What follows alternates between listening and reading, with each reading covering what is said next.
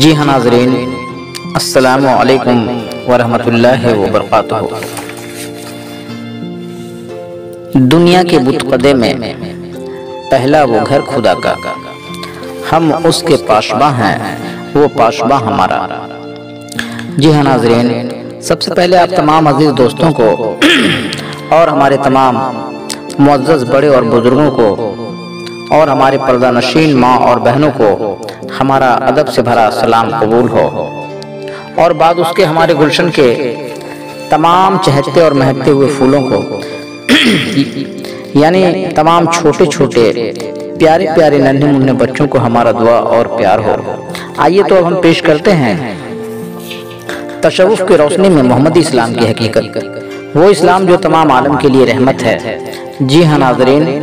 اب ہم پیش کرتے ہیں تصوف کی روشنی میں اسلام کی تاریخ اور دین محمدی کی حقیقت۔ میں اس پیشکش کو امت محمدیہ کے ان افراد کے نام معلوم کرتا ہوں جو صحیح رہنمائی اور قیادت سے محروم ہیں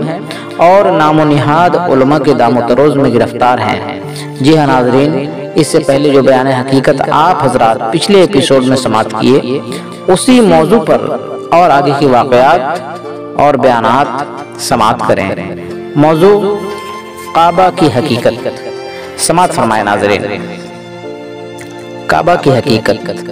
دنیا کے بت قدے میں پہلا وہ گھر خدا کا، ہم اس کے پاشباں ہیں، وہ پاشباں ہمارا۔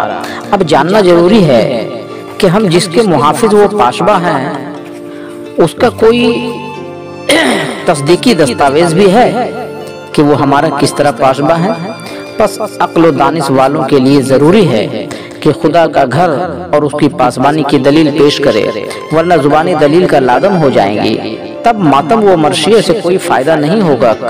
کاغذات کی درستی یا کوئی تصدیقی دستاویز نہیں تو پھر نہ وہ پاسبانی کر سکتا ہے اور نہ اس کی پاسبانی ہو سکتی ہے، چاہے وہ خدا کا گھر ہو یا اپنا گھر ہو یا اپنی کوئی جاگیر ہو،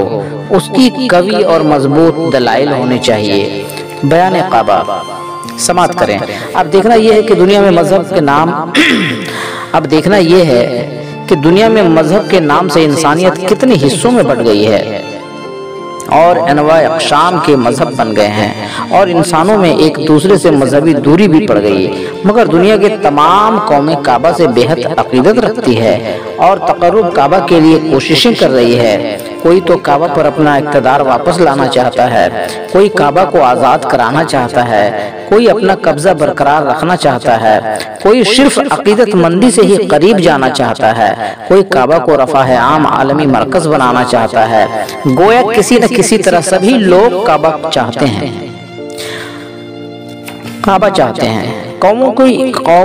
تمام قوموں کی ان مطلوبہ آرزوؤں سے پتہ چلتا ہے کہ کعبہ میں ضرور کوئی راز پوشیدہ ہے جو سبوں کے لیے لائق و فائق قابل احترام ہے۔ اسی بات کو ایک بزرگ نے فرمایا ہے کہ اس پردے میں پوشیدہ لیلہ دو عالم ہے، بے وجہ نہیں بے دم کعبہ پر شیعہ پوسی، بے وجہ نہیں بے دم کعبہ پر شیعہ پوسی، جس کے معنی ہے کہ بلا سبب کالا پردہ نہیں پڑا ہے، بلکہ انسانوں کی زندگی اور موت کا فلسفہ پوشیدہ ہے، یعنی اس کالے پردے میں ضرور کوئی ماہ لقا پوشیدہ ہے جس کے لیے سب لوگ مر رہے ہیں۔ اب جاننا بہت ضروری ہے کہ وہ کون سی دلربا ہے جس کو بالا امتیاز قوم مذہب سبھی چاہتے ہیں کہ وہ ہمارا ہے، اور وہ کون سا سبق اور نمونہ ہے جو ساری انسانیت کے لیے یکساں فائدہ مند ہے۔ اس سوال کے بعد اگر بالفرض کسی ایک قوم کی دلجوئی کے خاطر اسی عقیدے کے مطابق مان بھی لیا جائے کہ وہ فلاں چیز ہے، جیسے کہ کہہ دیا جائے کہ کعبہ میں حضرت زرتشت کی سنہری ٹوپی دفن ہے، یا حضرت سلیمان کا تخت، یا حضرت موسیٰ کا عشیہ، حضرت عیسیٰ کا نسخہ، یا سری رام کا دھنس، یا سری کرشن کا چکر،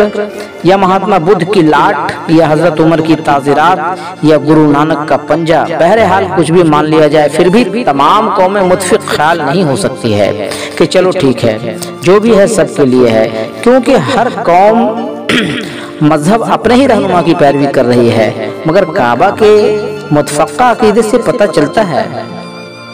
کہ کعبہ میں کوئی ایسی چیز پوشیدہ ہے جس سے کسی قوم کو بھی عذر و اعتراض نہیں ہے کہ وہ ہمارا نہیں ہے۔ اب سوال پیدا ہوتا ہے کہ آخر وہ کون سی انوکھی شے ہے جس سے دنیا کے کسی انسان کو کوئی اختلاف نہیں اور نہ اس کو چھوڑنے کے لیے تیار ہے، بلکہ اس تقرب کے لیے سبھی اپنی اپنی جان کی بازی لگا کر انتظار کر رہے ہیں کہ فیض کعبہ سے ہم بھی بہرہ اندوز ہو سکے۔ سنیے حقیقت، کعبہ میں وہ ہر دل عزیز چیز روپوش ہے جس سے تمام انسانوں کی یکساں تعلقات ہے، جیسے باپ کی جائیداد میں تمام بیٹوں کے مساوی حقوق ہوا کرتے ہیں، ٹھیک ایسا ہی معاملہ کعبہ شریف کا بھی ہے۔ یعنی کعبہ حضرت آدم کی جاگیر ہے۔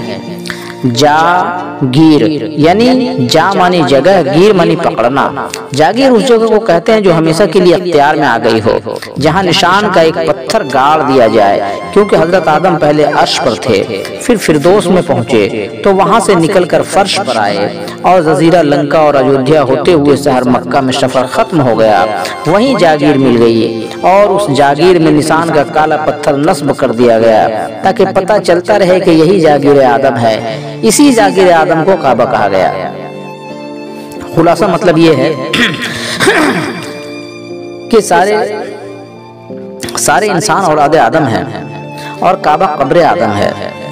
اور وہ حجر اسود کالا پتھر صحیفہ آدم ہے۔ یہی وجہ ہے کہ دنیا کی تمام قومیں کعبہ شریف کو اپنی عبادت گاہ سمجھتی ہے، کیونکہ تمام قومیں اولاد آدم ہیں۔ اس میں کوئی شک و شبہ کی بات نہیں۔ میں تو فرشتوں کو بھی چیلنج کر سکتا ہوں، کیونکہ سنا جاتا ہے کہ انسانوں سے قبل فرشتوں نے ہی حضرت آدم کو سجدہ کیا تھا، چنانچہ انسانوں کو زیادہ سمجھانے کی ضرورت نہیں، جبکہ تمام انسان اولاد آدم ہیں اور کعبہ جاگیر آدم ہے۔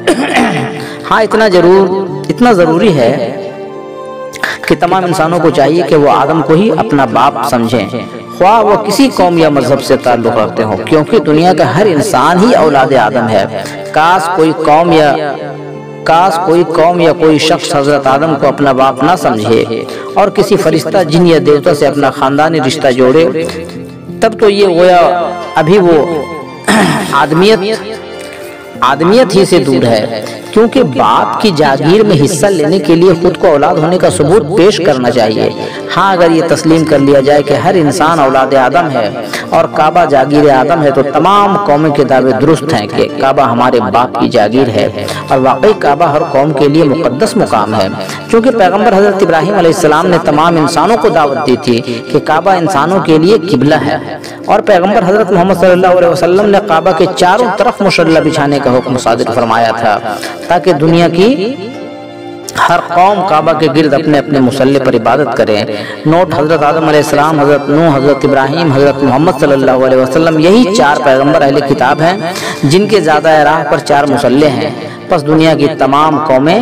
ہندو، مسلمان، پارسی، یہودی اور عیسائی وغیرہ، حضرت آدم کو اپنا قبلہ تسلیم کرتی ہے اور خود کو اولاد آدم سمجھتی ہے۔ انسانی میل محبت کے لیے یہ ایک قابل فخر بات ہے کہ کعبہ کے فیض سے سارے انسان ایک مرکز پر متفق ہو سکتے ہیں۔ مگر اس حقیقت کے بعد کچھ ہندو بھائی یہ سوال کر سکتے ہیں کہ کیا ہندو قوم بھی اولاد آدم ہے؟ اور ایسا سوال محض اس لیے پیدا ہو سکتا ہے کہ ہندو مذہب میں بعض نکات دیوی دیوتا کے فلسفے پر سمجھائے گئے ہیں اور متعدد مقامات پر سورج بنسی اور چندر بنسی کا ذکر کیا گیا ہے، اس لیے وہ ہندو بھائی زیادہ تر دیوی دیوتا کا ذکر کیا کرتے ہیں اور انہی مثالوں پر عمل کرتے ہیں، اور ایسے لوگ بھی حضرت آدم کی تواریخی اور مذہبی نقطہ نظر کو بھی سمجھتے ہیں اور سمجھاتے ہیں۔ البتہ نئی روشنی کے تعلیم یافتہ ہندو بھائی حضرت آدم کے مذہبی اور تواریخ زاویے سے خوب واقف ہے، مگر اس حقیقت کو سمجھنے میں مسلمانوں کا معیار بہت بلند ہے، کیونکہ مسلمان ہر حال میں اپنے کو اولاد آدم ہی سمجھتے ہیں۔ کوئی مسلمان خود کو کبھی نہیں کہہ سکتا ہے کہ ہم کسی فرشتے، جن یا دیوی دیوتا سے پیدا ہیں، حالانکہ کرسچن پادری حضرت عیسیٰ کی پیدائش فرشتہ سے اور ہندوؤں کے کچھ ہستیاں دیوی دیوتا سے تسلیم کی جاتی ہے۔ اس لیے میں چاہتا ہوں کہ ہندی گرنتھوں سے اور قرآن و حدیث سے بھی کچھ حقیقت کی وضاحت کی جائے، تاکہ ہندو مسلمان دونوں قومیں آدم حوا کو سمجھ سکیں اور یہ بھی سمجھ سکیں کہ قوم ہندو بھی اولاد آدم ہے، تاکہ ہندو مسلمان دونوں انسانی حیثیت سے ایک دوسرے سے قریب تر ہو۔ جی ہاں ناظرین، ایک دوسرے سے قریب تر ہو۔ جی ہاں ناظرین، ہم نیک و بد حضور کو سمجھائے جاتے ہیں، مانو نہ مانو آگے تمہیں اختیار ہے۔ جی ہاں ناظرین، اب ہمیں دیجیے اجازت، ہم پھر جلد ہی ملیں گے آپ سے تصوف کی روشنی میں لے کر محمدی اسلام کی حقیقت۔ اور آپ تمام ناظرین سے آپ کا نیاز مند بھائی نیازی ٹی وی کا ایک نیاز مندانہ گزارش ہے اور تمام انسانیت سے التجا ہے کہ نیازی ٹی وی پر پیش کیے جا رہے پروگرام محمدی اسلام کی حقیقت کو آپ حضرات ضرور سماعت کریں، اور خاص کر بالخصوص ان بھائیوں کو یہ پیغام محبت اور پیغام حقیقت کو ضرور پہنچائیں جن کے دل اور دماغ میں اسلام اور پیغمبر اسلام کے بارے میں کچھ غلط فہمیاں ڈالی گئی ہے، کیونکہ محمدی اسلام صرف مسلمانوں کے لیے نہیں بلکہ تمام عالم کے لیے رحمت ہے، یعنی پوری کائنات، پوری انسانیت کے لیے رحمت ہے۔ اس لیے ہم تصوف کی روشنی میں محمدی اسلام پیش کر رہے ہیں۔ ہمارا مقصد اور منشا صرف یہ ہے